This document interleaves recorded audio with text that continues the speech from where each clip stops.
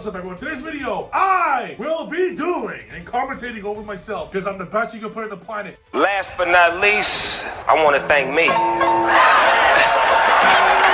I want to thank me for believing in me, for doing all this hard work, for having no days off. I'm going to be playing Tenpai Beatsman Bistio Kashira, which I think is the second best deck of the format, maybe the first. This deck's absolutely insane. So all the Tenpai lovers out there, we are going to spread like wildfire. That's right, Tenpai is here to stay.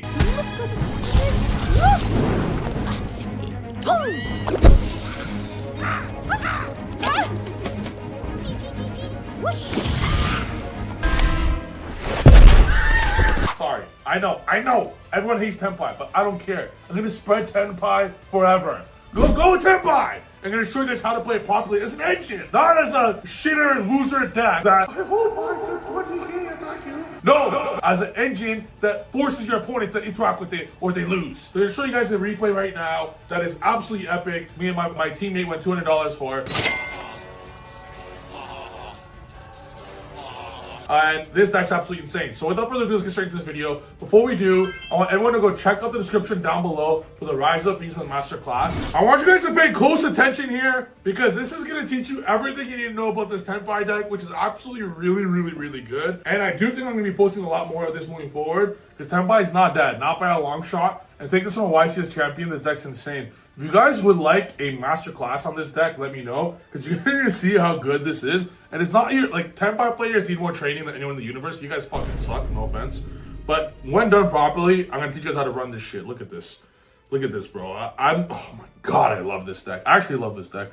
It's so good. I'm going to allow everything here to resolve. I'm just going to nib him, save my Ash for, I'm debating this exact moment.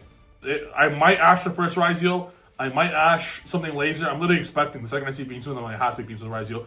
Right there, see that? So in this game state here, you must recognize what might be going on. I nib him for his entire life savings, and then the only play he has left is Rise Heal stuff. If you have Bonfire and Ice, what you do is you go Ice. You say Bonfire for later. Because he started with Bonfire, telegraphs to me, no, he doesn't have any of it. And if I allow the Ice to resolve, it's Ice, Special Sword, get X, Dual Drive. If I Ash it, that means the payoff is he'll have X and Sword. Like if I just Ash the Bonfire, then he could just Sword and like he still has full combo. If I do Ash, at the very least, like he still has that. If I don't Ash right now, he could have Detonator, the payoff. So I Ash right now, I recognize this quickly because I'm a fucking genius, and that's what we teach in the master class. So check down below. I want you guys to comment really if you guys want to know this format because I'm the fucking champion for a reason, bro.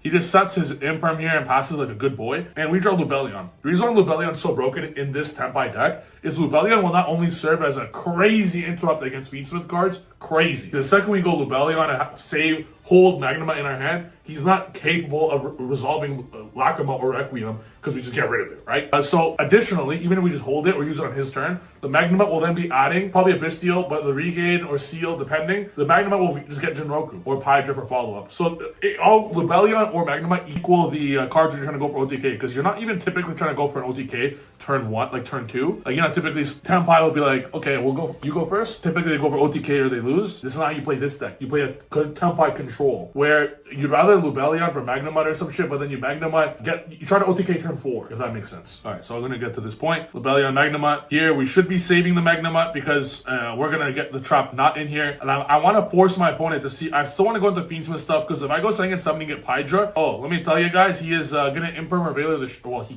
can't, shut up second summoning. This guy's so broken. He can't even deal with it. Like, look how much pressure this applies right now. What's he gonna do? I save my Magnum. I just save my Magnamut. Look at this. I save my Magnamut for the entire duel, basically. Until he Lacrimas. Imperm Veiler. What the fuck is that gonna do now? Like you can see how powerful this is?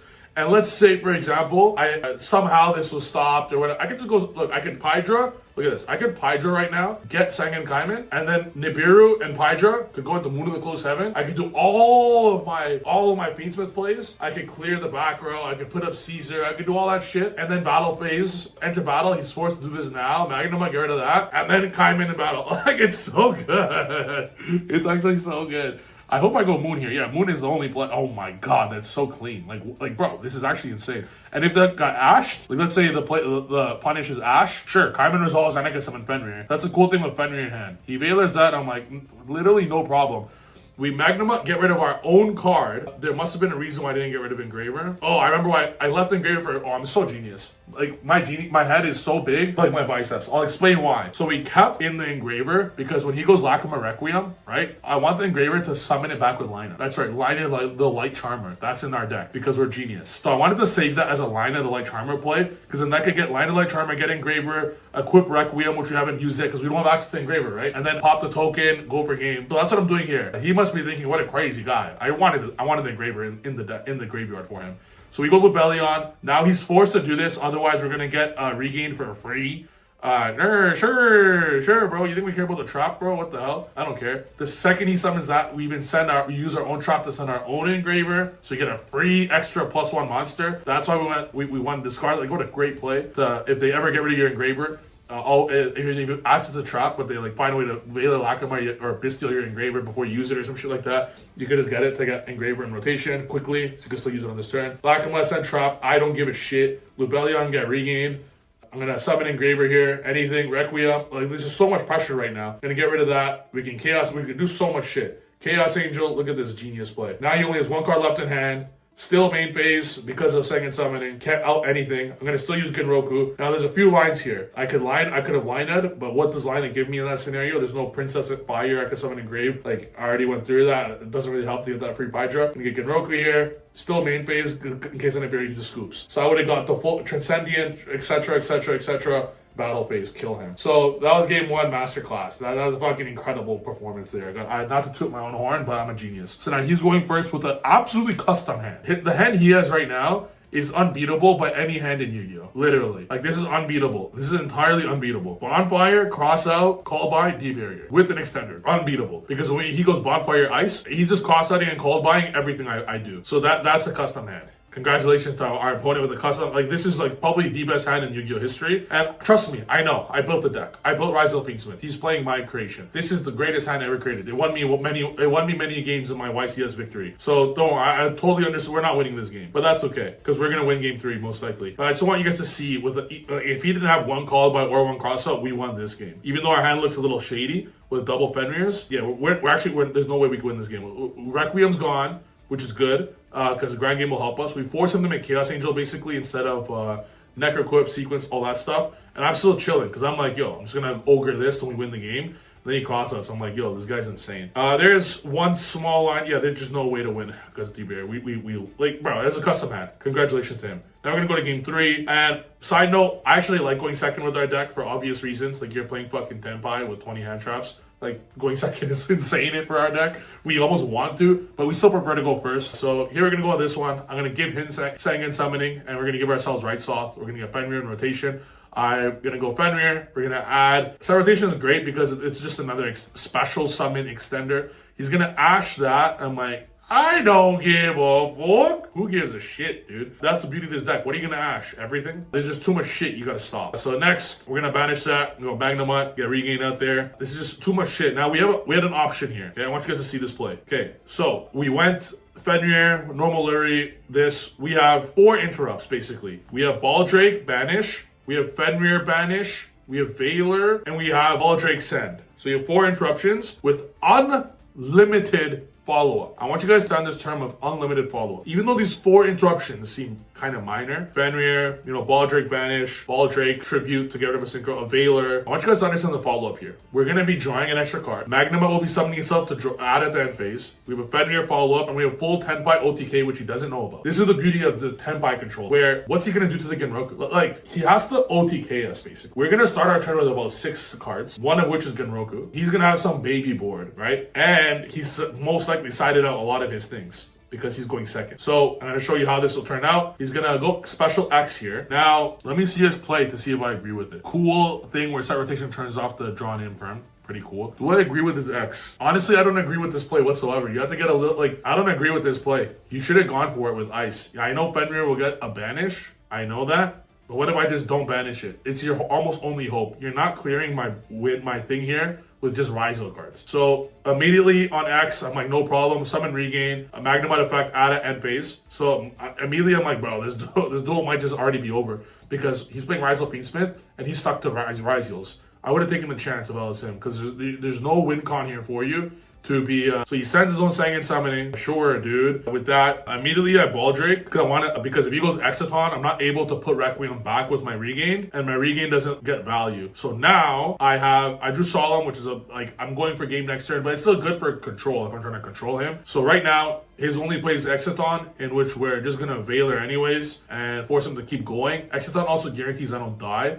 So there was an option I was gonna let this resolve, but because he's locked into 4s, hell no. So we're just gonna Veiler that and force him to keep going. So now our only interruption left after all that is just a Ball Drake. But that's all we really need, because what is he gonna do? Dweller us? Who gives a shit? He's not even capable of destroying the whole board, so it doesn't matter to us at all. He goes Node, you're gonna go Detonator. I'm like, bro, he has an option first if he wants to attach. I'm like, he doesn't want to attach because he's able to go double Detonator later, if that makes sense. And I have an option here. I could Ball Drake, get rid of the Detonator. So let's say I go Ball Drake, Tribute, Magnum up, for example, Banish Detonator. If I do that, if I go Ball Drake, Tribute, he'll get rid of one of my cards. I'll be left at 2 cards. And then he'll just special the sword and special sword, enter battle. I'll be left at 1 card. So that'll be the situation there. I'm like, you know what? Let's still Ball Drake, because that will then force him, whatever he gets rid of, I'm going to be left with 2 cards, regain included. He's going to summon a sword, get rid of 1. We just have to deal with 1 singular Detonator, which is going to be the easiest shit in the universe. He's going to, we're going to get rid of that. He wants to pop the regain, which is totally fine, but we already got the value from regain with Magnuma and the draw. Now he's forced to get rid of my monsters. As you see here, there's really not much he can do. He gets a follow-up. That's why he saved the Detonator. There's even a world where I just left his Detonator, but I'd rather deal with 1 detonator. I'd rather deal with 1 detonator instead of 2 detonators, if that makes sense. There's a pretty big difference of 1 and 2 detonators. He attacks my Fenrir. Again, I don't give a shit. And then in the end phase, we're going to get ourselves a Druid Worm. I could get a Tenpai, but again, all you need is 1 Tenpai. That's why we cut the Tenpai engine super low. I don't want to see more than 1 fucking Tenpai card. If I see 2, it's fine. It's good. It's good. If it's 1 normal summon and 1 special summon Tenpai card, that's fine. But realistically, all you need is just 1 fucking Tenpai card, and I'd rather the rest be other engine pieces that they must stop. So at this scenario, I'm like, there's so many ways to out this shit. So he has Imperm Ash, a Detonator with no other interrupts, and he has the Aggregator underneath. I have an option where I could just Druid. I think Druid Swarm's the only play here, because I would like to Druid Swarm. He's gonna pop one of my cards. I'm gonna link 2 into a Lina, because then if he pops Lina, we just get a search. So that's my play. I'm gonna let him pop that. I'm gonna get that. I'm gonna link 2 into Lina. Druis will trigger. Now he has a choice. He's able to Aggregator pop the Lina. He's able to Aggregator negate the Lina. He's able to do this. As you guys see, I'm trying to get Roku kill him. So I'm going to do a very cool heads up play. I do not go into Moon in the Closed Heaven, because Druid, when it targets the Detonator, will obviously just kill the Lina, right? So instead, I go into Lina, which is an amazing card in action. I'm going to show the deck list later. He pops the right soft, as he should, and when Detonator goes to the graveyard, Aggregator will negate Lina, or so he thinks. I was hoping he'd get rid of this as well, because then we can summon Fenrir, but it's actually good for us to keep Lina on the board. He goes Aggregator, and I'm going to negate the Aggregator with Cold Buy, because I'm going to kill him. So we negate that. We know his only card's Ice Riseal. We're going to go Ice Lina, target Detonator, because the Detonator effect will trigger. Detonator will trigger and win. In which I'm like, no problem. Genroku. Now the only way we lose is Ash, or not, the only bad play is Ash. And of course, he has the fucking Ash. Whatever. Lucky guy. He still has 1 ice, and we have a Solemn Judgment. So we're still in a very good scenario. Let's see how this ends up going. He draws the Luri. We know he has Ice Riseal in hand as his only card. So obviously in this scenario, I'm going to allow him to make Requiem. And we just Solemn Judgment the Requiem. So it's out of, he can't do it later. And he's forced to pass here because we knew what he had. Next, we're going to go do a cool play. We're going to go Lina, summon Luri, Requiem. Oh my god, that's so clean. That's so clean.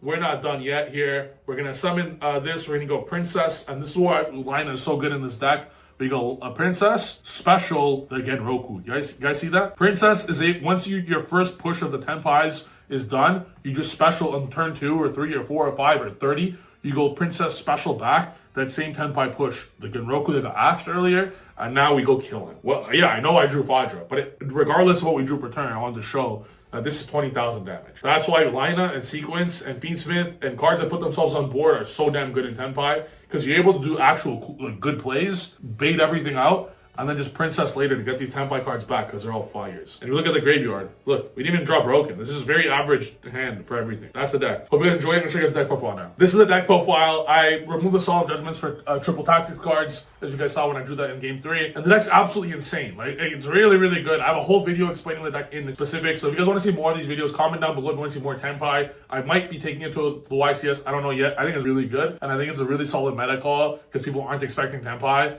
And you're playing basically Rizal Fiendsmith, except it's like, instead of a Rizal card, it's a 20,000 damage Tenpai. That's pretty damn cool. And you can just summon it back with Princess, so there's a lot of synergy. Hope you guys enjoyed the video. Like, subscribe. See you guys next video. Peace!